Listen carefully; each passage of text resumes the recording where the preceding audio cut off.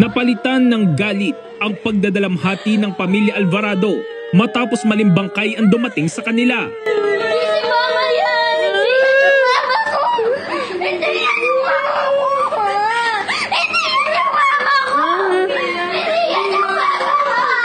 January 10, nang dumating sa Pilipinas, ang kahon na sinasabing laman ang bangkay ng OFW na si Jenny.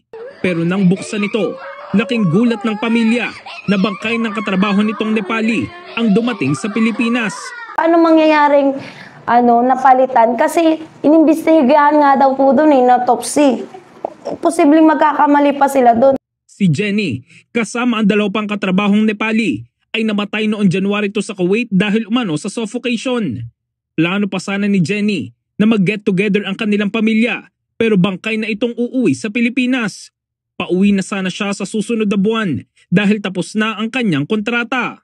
Hindi kontento ang pamilya ni Jenny na walang foul play sa kanyang pagkamatay. Nais nila ng malalimang investigasyon para malaman ang tunay na dahilan ng pagkamatay ni Jenny. Po yung Nepal po, ang dami niya pong pasa, pati po yung paanan niya. Ay sugat. Bakas po ng lubid. May sugat din po. Opo. Tsaka yung kuko niya. Yung niya po parang sinakal ng lubid na bakas po.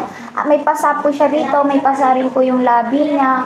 Tapos po yung kuko niya natutuklap na po. Una nang binisita ni Migrant Workers Secretary Hans Leo Kakdak at OWA Administrator Arnel Ignacio ang pamilyang naulila ni Jenny.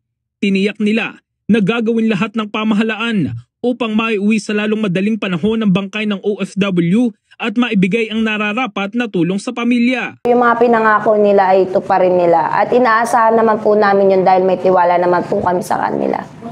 Samantala, sa naging panayam ng Brigada News of Manila kay Kakdak, sinabi nito na inaasahan nilang matatapos na ang proseso ng pagpapauwi ng bangkay ni Jenny ngayong linggo. Sinasaayos na magkaroon ng tamang identification ng kay Jenny at napipinto na rin ang latest ay bandang Huwebes siya maisasakay sa eroplano pauwi ng Pilipinas.